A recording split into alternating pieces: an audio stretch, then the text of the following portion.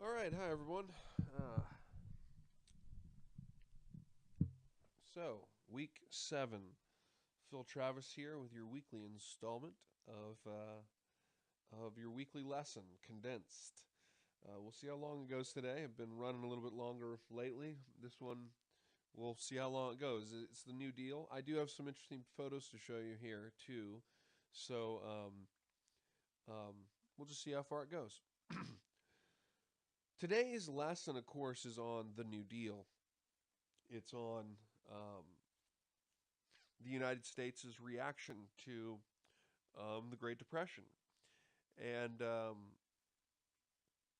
course, most significantly, we'll contrast Hoover's reaction to FDR's reaction. And ultimately, even though this has to be a little bit of a condensed version, but I want to impress the New Deal has probably got to be um, it's one of the most significant moments in the United States' history. It is unquestionably at a moment in American history when the United States was very much on a teetering point. Um, and, a lot of things could have happened that um, could have really destabilized the United States in the period of the Great Depression. But the New Deal really played a critical factor in stabilizing the situation, um, and it certainly helped in the long process of recovery. And it was a long process of recovery. The stock market actually did not return to pre-depression levels until the early 1950s. So it was a long process, but the New Deal is incredibly significant, and it remains very, very significant um, to the United States today. And I think that that you'll see that in this presentation. So first of all, the causes of the Great Depression. The Great Depression was caused by a series of events, very similar to actually the cause of World War One. You had kind of a number of different things that were set up, and a series of events kind of knocked them over like dominoes in a way. Um, throughout, by the end of the 1920s, particularly, but throughout the 1920s, the United States more and more began to see a problem with overproduction. Manufacturing increasingly outran the spending power of the populace and the needs of the populace. And this was also, by the way, if you look down to the bottom, this was exacerbated by a European economic crisis. And of course, the European economic crisis was very much caused in part by the end of World War One and the Versailles Treaty, which left the German economy in absolute utter shambles. Um, and so by the late 20s, the European economic crisis really began to worsen. And this affected, obviously, trade markets for the United States. And so overproduction was a big problem in the United States, and not just farmers' overproduction. Overproduction in terms of manufacturing and industry became a very big problem by the late 20s. And of course, farm overproduction became particularly acute. Um, and there was an incredible amount of farm closures and evictions, and I'll show you the numbers here just a little bit during this period. Also, of course, one of the biggest causes, two of the biggest causes for the Great Depression were unregulated market activity and unregulated banking activity. Um, Both of these, the United States has since, during the New Deal, it was during the New Deal, took action to fix these problems. And by and large, they did fix the problems, though um, there were certain things that were overlooked that had the system worked properly in 2008, we might not have had the issue that we had. I'll mention that a little bit later. So the market was, the markets are speculative, and the rising and falling of stocks is based largely on futures predictions. In the 1920s, the market was continually gaining and going up and up, and speculations like effectively continued to uh, you know drive these futures up and up. And this encouraged a huge amount of people to enter the market in hopes of getting rich on the bull market, as it's called. And the market was like the philosophy during the 20s, the political philosophy during the 20s, which was more hands off, more regulatory, more unregulated kind of laissez faire capitalism. And so the market wasn't really regulated to a great degree. Margin bidding was rampant, which in short, this was the basic practice that people in the market used to invest in the market on loans. And the idea was, in some cases, you even had people who put merely 10% down. So you paid for 10% of the stock, and then the rest of the 90% was provided by a creditor. And you then, of course, owe the creditor the money. And the idea was when your stock went up and you sold, you pay the money back and you make a little profit. The fact that it wasn't regulated and it wasn't controlled was a very big problem, and it led to a situation in which you had $6 billion that was basically this debt that was in the market, and that $6 billion of debt that was in the market was actually more money than was in circulation in the United States. And so it was an incredibly volatile and dangerous situation when you look at it like that, because of course we know stocks go up and stocks fall, and when there's when the economies go down in Europe, it's going to affect the stock market in the United States. And so in a lot of ways, it was only a matter of time before stocks dropped and stocks fell, and all of that debt became a problem as less and less people could pay back the money they owed. Another was, of course, unregulated banking activity. Commercial banks were involved in the market for their own gain. So they would, banks loan your money out. That's what banks do. They make money on the interest. Well, banks would also enter into the market, and they would effectively play the stock market and try to use the market for their own gain. And actually, this was obviously a very dangerous practice, because if the banks have lots of money in the market too, then when the market begins to go down and there's loans out and loans have to be called in, banks begin to fail. And then the chain reaction is that when banks start failing, say because of a drop in the market, because the bank is invested in the marketplace and the market drops and the bank's losing money, and so the bank's losing money, it ultimately has to stay afloat. They have to call in loans. And so when this starts to happen and other people are losing all their money in the stock market, or their farm is being evicted and they can't pay these loans back immediately, then what happens is the banks close. And when a bank closes in the 1920s, there's no insurance on this. There's no safety net on it at all. If a bank closed, you lost everything. And there were literally something like 9 million life savings that were lost at the outset of the Depression.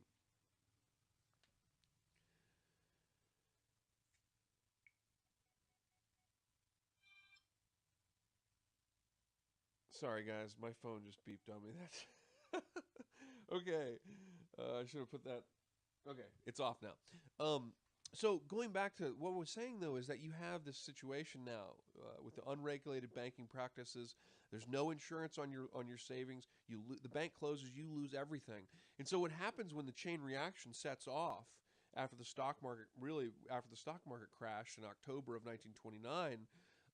People would rush the banks, because you went as fast as you could to try to get your money out of the bank, because if the bank closed, you would lose everything. And of course, the reality is that in the first 3 years of the Depression, 5,000 banks closed, and it took, like I said, something like 9 million savings with it.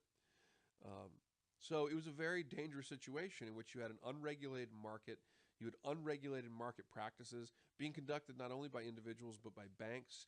You had speculation, land speculation, corruption, fraud, basically, where people's farms would be, priced at a higher value than they were, and things like this. That really, it made it a big. It meant that when the crash happened in October of 1929, that you were going to have a chain reaction of events, and those events were going to be catastrophic. Banks were going to close, people were going to lose life savings, and that was what happened. And so one of the reactions to this, to obviously the Depression, is to reform the banking system and the market practices of the time.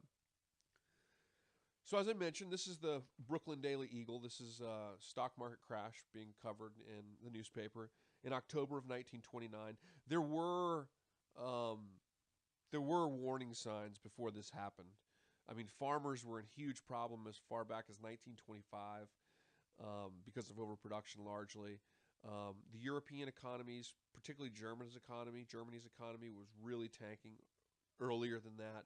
And in fact, at the outset of 1929, there were more bank failures than would be expected, and so there was volatility that was clearly present. This map right here gives you a look at unemployment and also um, migrations and areas where just how the depression's affecting different areas of the country. If you can see the green arrows depict migrations of people, and so you see the area going to California from the Midwest, the blue stripes in Kansas and Oklahoma and North Texas. That's all the Dust Bowl. That's where they have incredible drought, and the farmers are evicted in mass, and they move. Of course, you're going to read about Steinbeck, in the novel Grapes of Wrath. They move to California, and there's huge migration there. There's also huge migrations to places like Chicago. The Rust Belt areas in Ohio were particularly hit hard by the Depression. We'll talk more about that momentarily. So here's the numbers. And Herbert Hoover, of course, was the president when the Depression hit in 1929. Hoover was um, he was a businessman, and of course, similar to the previous two presidents, Herbert Hoover believed very much in a less regulated, laissez-faire capitalism. When the Depression hits, Hoover, it wasn't his fault, and he wasn't responsible for it. But once the Depression occurred, he's really the wrong man for the problem.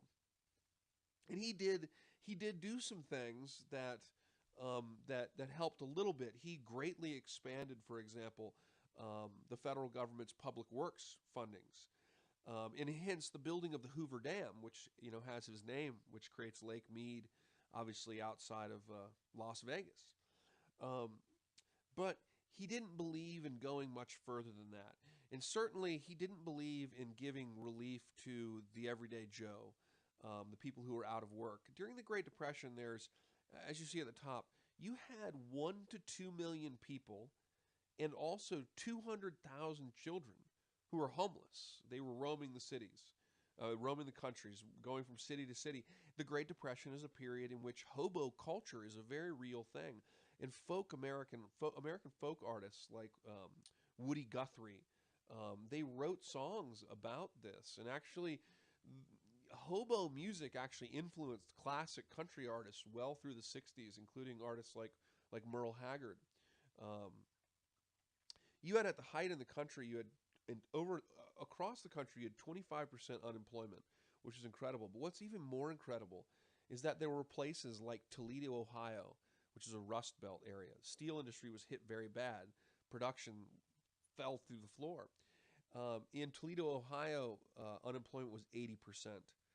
In Cleveland, Ohio, these industrial northeast towns or Midwest towns, Great Lakes towns, in Cleveland, Ohio, 50% unemployment. So in the so-called Rust Belt, it was particularly bad. And of course, as you see down on the bottom of the screen, the unemployed in places like Cleveland, Ohio, Toledo, Ohio, they would create these makeshift shanty communities, usually outside of a job site where they waited for potential work, and they called them Hoovervilles. They named them after President Hoover. A homeless person's blanket of newspapers they called Hoover blankets, and a pocket turned inside out they called a Hoover flag. So Herbert Hoover, even though he absolutely sympathized with the situation, and he did try to do some things, but it just simply was not enough, and he didn't believe in the kind of government action that FDR was going to take. In fact, to give you an idea of the sort of political attitude of the 20s, Calvin Coolidge, who was the president before Hoover, referred to some of Hoover's policies with relation to like extending easy credit and these types of things as socialist. And so like Calvin Coolidge's predecessor absolutely saw him as going too far. And so that really gives you some perspective on the difference in ideology between Hoover and Coolidge, but then also FDR. Um, Hoover believed in voluntarism primarily, which at this time was really never going to work. But he believed in voluntary actions by corporations. So at the outset of the Depression, he had meetings with company leaders, and he cut taxes and encouraged them to hire new employees. But it was all voluntary, and because of that, um, it never really is effective. The corporations are trying to stay in business. They're trying to maintain the bottom line. And many businesses went out of business at this time.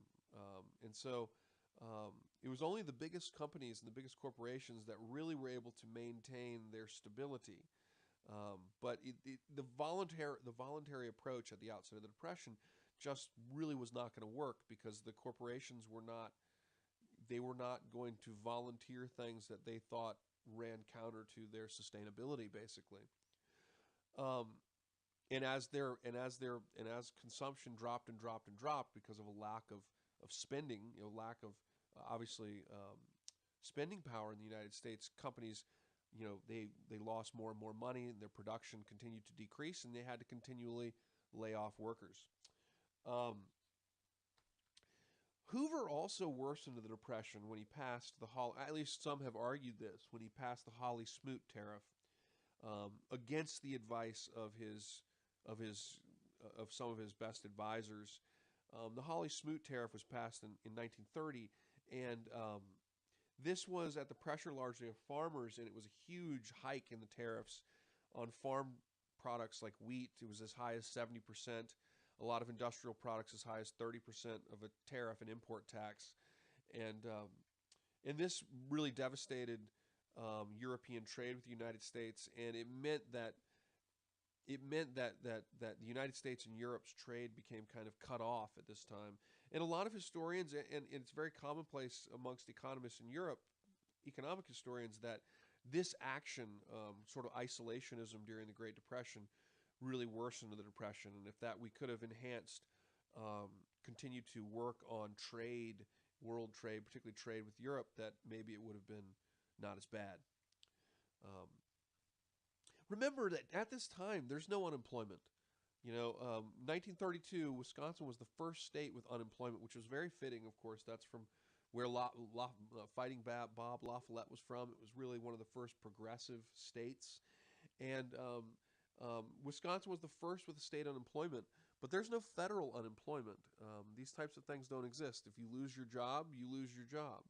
If your bank closes down, you lose all your money. And that's why maybe some of you have grandparents who lived through the Depression, and they used to keep money under mattresses. And that's from the Great Depression. That's from the insecurity of this period. A third of all farmers, and you'll get this feeling when you read Steinbeck's Grapes of Wrath, a third of all farmers were evicted from their property during the Great Depression. A third. It's an incredible thing to think about when you put that in perspective. 2 million homeless people roaming the country. It's very difficult for us to understand just how grave a situation this was. This is a picture of a Hooverville. Pretty sure this is Cleveland, Ohio.